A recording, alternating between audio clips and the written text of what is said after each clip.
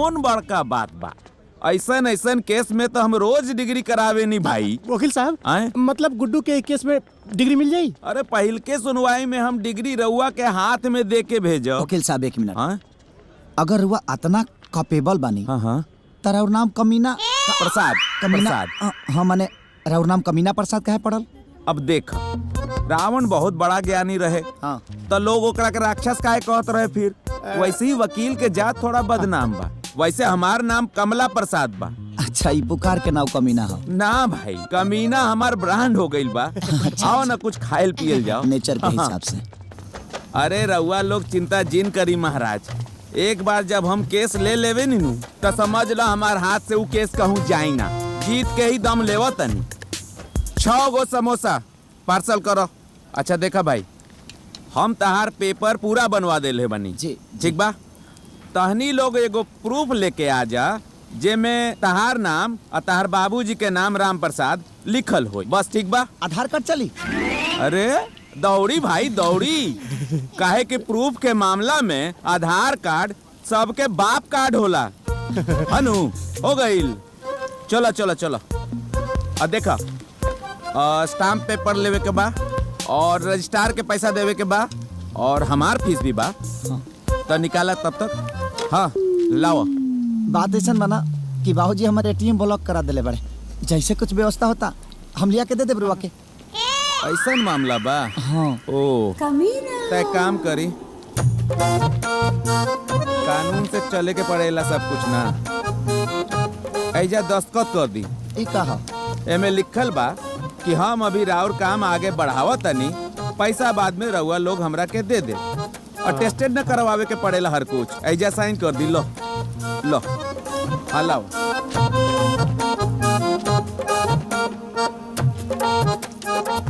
ठीक बा जी, चलो। साहब पैसा पैसा। ए भाई पैसवा ना देहनी, पैसवा दी। अरे यार पार्सल तू लेला तो पैसा हमनी के कह के दीजा। अरे लो कर देला ना बात। कोर्ट कचहरी के कुछ नियम कानून भी होला। देखो कोर्ट कचहरी पुलिस थाना के चक्कर में जे लोग पड़ेला, बड़का बड़का राजा लोग के राजपाट बिल में घुस जाला। पैसवा दे दो, रिवाज होला ई सब। एगो बात कही। हाँ तहर नाम कमीना के रख? अरे कमीना प्रसाद नाम बा भाई। हाँ कमीना प्रसाद जी इ नाम रउर के रखल? नाम हमार कमला प्रसाद बा, कमीना तो ब्रांड हो गइल बा। पैसवा दे दी, ना समझ में आई। दो ना भाई पैसवा। क्या पैसा भाई? 50 रुपया। ली लाओ। पुरानका अकाउंट वाला भी क्लियर कर ली। अच्छा, हनु चलो आओ। अरे चलो भाई, कोर्ट कचहरी में तो झेल ही के पड़ी। अरे तेरा नाना हैंडसम है ही है। क्या होता? वाह नाना वाह। ओ तहे बुढ़ाऊ के जेंटिंग पेंटिंग होता। बुढ़ा किसको बोला जी? आई एम नॉट बुढ़ा, बुढ़ा होगा तेरा तत्तू। I am Ram Prasad. ओके हाँ जी। नाचवा में का कहला सानन जे? हाँ तो गौर करिए। सीमेंट बालू से कभी मकान नहीं होता, बिना सीमेंट बालू के कभी मकान नहीं होता, और काली कितना भी पोत ले कोई बुढ़ा कभी जवान नहीं होता। हमने के पुरानिया लोग कहला हाँ कि जवन जवानी में कइल जाला तवन बुढ़ापा में भोगे के पड़ेला, और जवन बुढ़ापा में कइल जाला जवानी में भोगे के पड़ेला। बुढ़ापा में से जवानी में केंगा जाई रे? उनकर वाला गोलिये ते खतरी मारे नीचे से निकल जाई, बुझाई? केतनो लाल लगाम लगा ले केहू, लेकिन घोड़ी ना मिली। अच्छा पुरानिया बैल के केतनो चोकर खिया दे केहू। अच्छा ज्यादा ना जोती।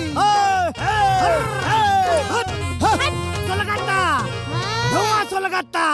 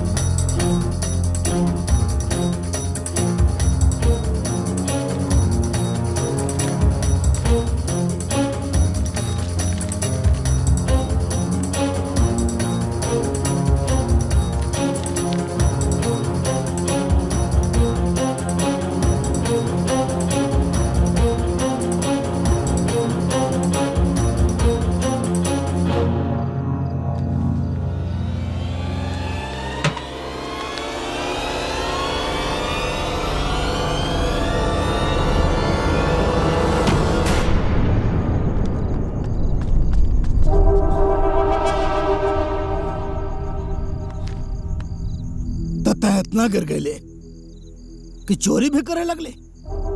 कच बातड़े देखा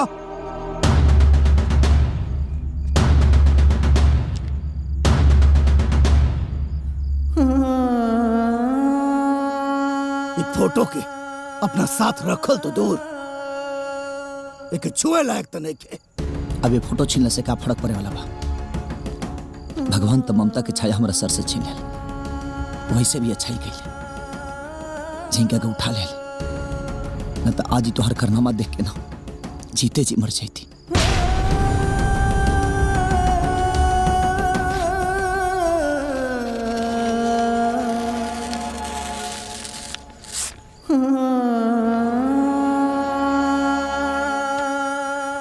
ऐसे भी ये फोटो की जरूरत तो होके अब नहीं की।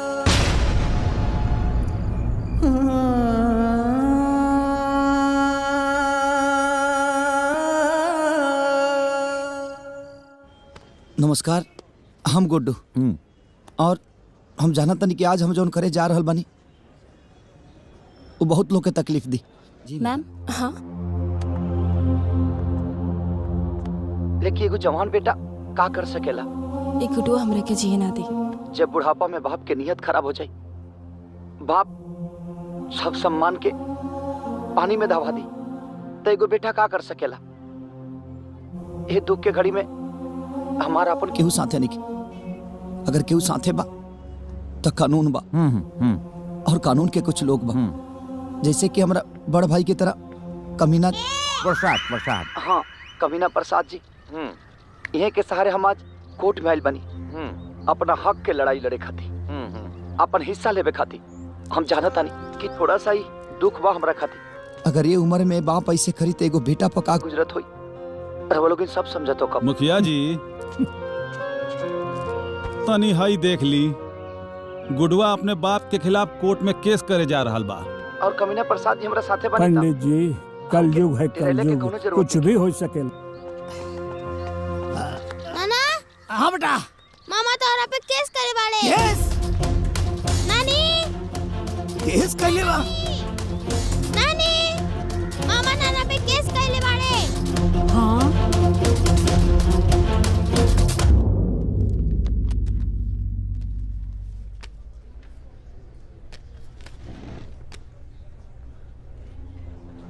आपका नाम? हाजुर गुड्डू कुमार। मामला क्या है? मेरे पिताजी संपत्ति से बेदखल करने के लिए बुढ़ापे में शादी कर रहे हैं और मेरे साथ साथ एक लड़की की भी जिंदगी बर्बाद कर रहे हैं। हाजुर मैं चाहता हूं मुझे इस अदालत से न्याय मिले। आपके पिताजी का नाम? श्री राम प्रसाद।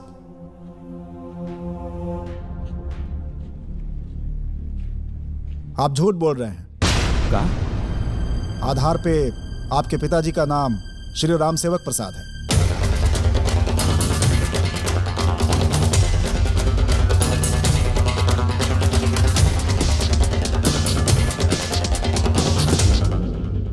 मिलॉर्ड, हमारे मुवक्किल के पिताजी का नाम राम प्रसाद ही है। आधार कार्ड में टाइपिंग मिस्टेक की वजह से कुछ गलत प्रिंट हो गया है। गलती चाहे जो भी हो, लेकिन इस आधार कार्ड के साक्ष्य के अनुसार राम प्रसाद गुड्डू के पिता नहीं है। अब इसलिए अदालत गुड्डू को अगली सुनवाई में असली कागजातों के साथ उपस्थित होने का हुक्म देती है।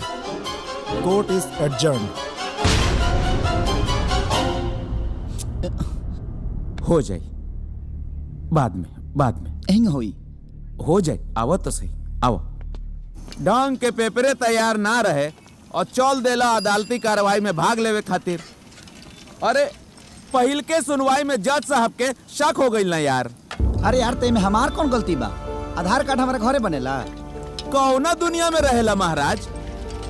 हतना दिन से आधार कार्ड लेके पॉकेट में घूमत और ओमे का लिखल बा ना लिखल बा लौकल नहीं के कबो। डॉक्टरी पढ़े वाला और आधार कार्ड न देखला अपन। अरे पहले ही सुधर गईल रही तो अब आज ही लफड़ा न भइल रही। अरे तो पहले ना सुधरल तो अब सुधर जाई। हाँ चल आधार कार्ड ऑफिस पर। सुना ये आधार कार्ड ऑफिस सेकेंड सैटरडे के हाफ टाइम हो गई, मतलब बंद हो गई हुई। अभी बहुत जोर से भूख लगल बा, दबा के खाए के मन करता। भूख तो लागल बा। एगो काम करस तनी को खाली हसा और किलो साहब के भर पटकिया दिया। ठीक बा। ए भैया पैसा वकील साहब दे दे। ए 3 प्लेट छोला भटूरा। अरे ना हो, चाय 3 गो चाय। हाँ भाई, हम अपना पैसा से खाली चाय पिए नहीं, बाकी सब क्लाइंट देला। बैठो, बस पार्क करो। आज काम हो जाए ना? हो जाए। क्या बात है? ये आधार कार्ड में फादर्स नेम करेक्शन करवाए के बा। हो जाएगा। तो कर दीजिए। रजिस्टर मोबाइल नंबर है ना? हाँ है। जो करेक्शन करवाना है लिख के दे दीजिए, 1 हफ्ते के बाद हो जाएगा। अरे यार 1 हफ्ता बाद अब तब ले तो के पता बस सारा खेला ही बिगड़ जाई हमार। अरे भाई ये सब काम यहाँ नहीं होता है, सरकार के पास भेजना पड़ता है। I know। और टाइम लगता है, जिसके कारण तब तक अपना खेला चलाइए। आप समझ नहीं रहे, हमारे जीवन का सवाल हो, हमको अभी चाहिए। अरे यार गजब पागल हो, तुम्हारे जीवन का सवाल है, मेरे जॉब का सवाल है। सरकार से सैलरी लेते हैं, तुमसे नहीं, समझे? अब एक प्रोसेस होता है, एक प्रक्रिया होता है सरकारी काम में, तब जाकर वहाँ पर काम होता है, समझे ना? बाद में आइएगा। सरकारी यार पता बा, कहीं पति के नाम गलत, कहीं पिता के नाम गलत, कहीं पिता के नाम गलत, पूरा जीवन सरकारी दफ्तर में बुला के नाश कर रखते हैं। अरे भाई बाहर चलिए, बाहर चलिए। चलो, जाइए बाहर चलिए। एक मिनट। अरे भाई चलो, सॉरी चलिए आप लोग। चलो बाहर यार, बाहर चलो यहाँ से। चलो। पगला गइल बड़ो, पूरा पगला गइल बड़ो। अरे यार तो का करिया है? 4 गो केस और ठोका जाई नू तो आदमीये बन जाइबो। देखा तेरा केंगे बतिया होता, बुझाता कि प्रधानमंत्री के कुर्सी पर बैठल। हाँ तो जान ले बका। हाँ जान, तो का करी? चलो 2 गो चाय दी। तहार शरीर के खून में जे ढेर उबाल मारा तनु, ओकरा के थोड़ा कंट्रोल में राखल करा। अरे आधार कार्ड नहीं खे त राशन कार्ड बा, स्कूल के सर्टिफिकेट होई, बैंक के कागजात बा, अरे वोटर आईडी कार्डो बा। इस सब में से कोनो एगो कार्ड हमरा के चाहिए जो सरकारी होखे। जल्दी से जा घरे और लेके आवा जा। हमारा आधार कार्ड चली। वाह, आज दिन में पहिलका बेर बढ़िया काम कैले बड़ो। तोरा आधार कार्ड पर हमरा बाबूजी के नाम बा? ना। हमार बा? तो कैसे चली? अरे भाई, एक दिन में 1 गो अच्छा काम कइल जाला, दूसरा काम आधार कार्ड। एक काम कर, तू जल्दी से जा कढ़वा लेके आवा, और सरकारी होके के चाहिए बस। ATM कार्ड चली।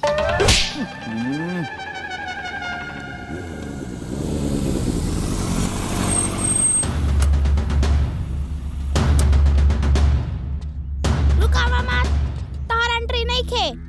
हट।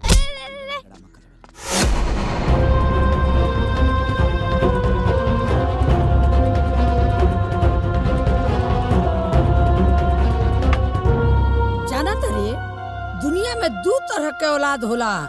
एक सुपुत्र जे अपना माई बाप के तीर्थ प्रयाग ले जाला, आ एगो तोरा ऐसन कुपुत्र जे अपना माई बाप के कोर्ट कचहरी घुमावेला, समझ ले? खबरदार जो एक घर में घुसले, तोरा ऐसन कुपुत्र के हमरा घर में कोनो जगह नहीं खे। चल बाहर निकल। हमके माफ कर दे दादी, हमसे बहुत बड़ी भूल हो गई दादी, हमके बहुत पछतावा दादी, बहुत पछतावा। ये सोच ले है ना, गुडुआ आई तोरा गोड़ पगिरी, गिड़गिड़ाई, माफी मांगी तो सॉरी, ऐसा कुछ ना होई। आज ले नहीं गुडुआ कहू के बर्दाश्त कैले बा और ना ही करी। हमहू राम प्रसाद के बेटा हई। त जकरा बुढ़ारी में इतना पावर बा तो सोच हम त जवान बानी। अब जब तक ले कोर्ट के फैसला ना भाई, तब तक ले दरवाजा पर पैर ना रखब। हमार बात दे। बांट दा, ये घर हमारा कमाई से बनल बा। ए, घर तोहरा कमाई से बनल होई, लेकिन दुआर पुश्तैनी हो ना, एमे हमार हिस्सा बाकी ना। यही महल के सामने है न पनाली गिराब आ खूंटा गाड़ के रह। ठीक बा, हमारा कोनो इतराज नहीं किया। ठीक बा। ए अनंजय, ए रघुराज, ए गांव के लोग है नहीं, सबे आवो। हाँ बुला लो। फैसला हो के ही रही। सुन ले, आई गुडुआ अपने बाप की तरह बेईमान ना हो। रउआ लोग जाओ ना कोना में देव, ओ कोना में हम पलानी गिरा के रह जाए। बस रउआ लोग ईमानदारी से हमार बांट दी। ए चुप, हमरा जीते जी हमरा घर के बंटवारा दूसर केहू काहे करी? जब ते चाहते बड़े तो हम खुद करब बंटवारा, खुद। ले चोरऊ, तोरा बंटवारा चाहिए नु ले हम कह देता नहीं ले।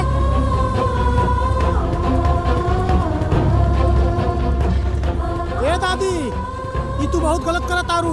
हमारे गुड्डू भैया के भगवान राम जैसन बनवास भेजे तारू। गलत करत तारू दादी, हमार बात तो सुना।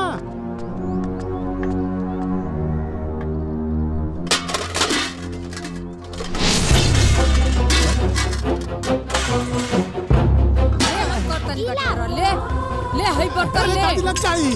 भाग भाग रे रघुराज। कोना ले ले और चाहिए ले और ले बर्तन ले इहो ले जो ले हई कुकर है इहो ले जो ले हई थाली है।